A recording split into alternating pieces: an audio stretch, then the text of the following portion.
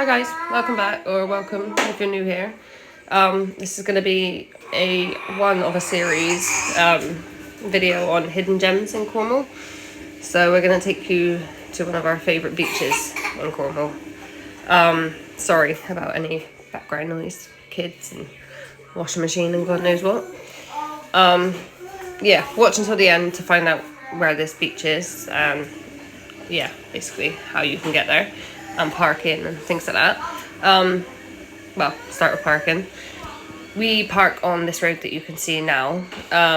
It's free parking. It is obviously, do be mindful, people live there, so in these giant ass houses.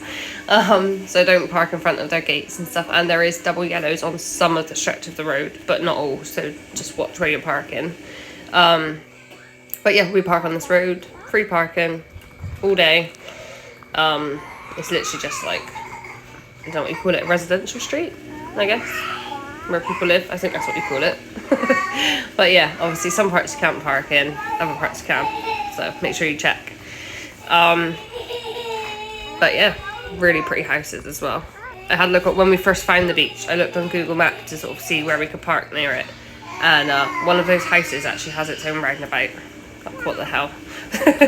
Who has their own roundabout? Like, it's crazy.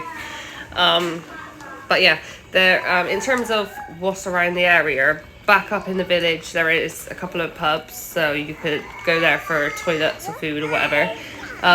There are bins, as you can see there, so make sure you use them on your way. Obviously, don't put any hot barbecues or anything in it. Make sure they're completely cooled down before you get rid of them. There is a pier thing. I think you call it a pier. Don't really know.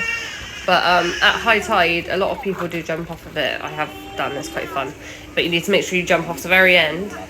There is rocks, so you have to make sure it's at high tide. I wouldn't risk it more than 30-45 minutes either side of high tide. Like, it's got to be really high tide, otherwise it's just not worth the risk of breaking your ankles or landing on rocks. It is really fun though. It's even at high tide, it's still a bit of a drop down to the water. We filmed this at low tide. It was probably about half an hour away from low tide. It was really busy as well.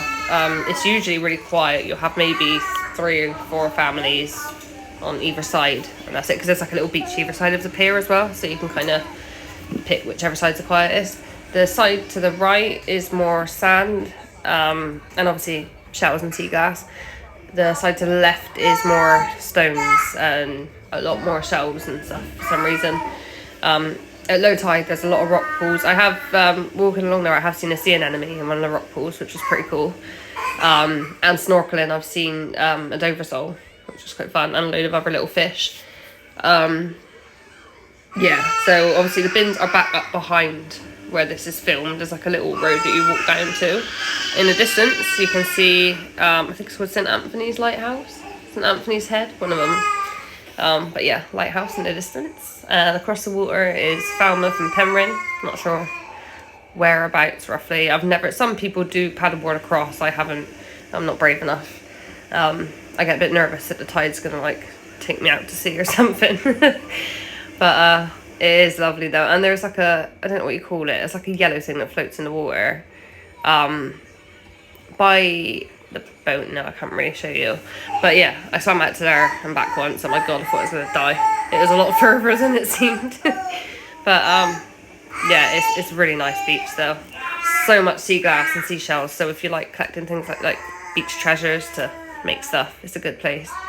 There is, in the summer months, I don't know what the opening times are, but there is like a little coffee shop.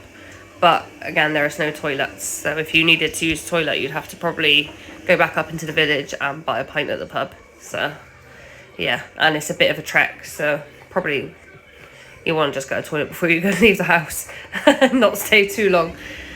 It gets more and more beautiful at night. It's ridiculously pretty at night. All the lights, like the video just doesn't do it justice at all. But yeah, so there's free parking, no toilets, coffee shop sometimes, don't know when it's open, not sure of the opening time. There is people living in the houses. It's not holiday homes, like they fully live in those giant houses year round. So yeah, be mindful of that, obviously, with noise and don't leave your rubbish on the beach. Make sure you take it with you to the back up to the bins. I think that's about it. So if you have any questions, then obviously feel free to comment below and I'll get back to you. And yeah, that's about it. So this beautiful beach, that is one of our absolute favourite beaches, is called Flushing. It's on the opposite side of the River Fowl to Falmouth.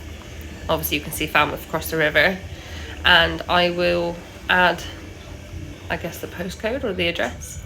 I'll add it into the description so you can find your own way there. Yeah, any questions, feel free to comment. Cheers.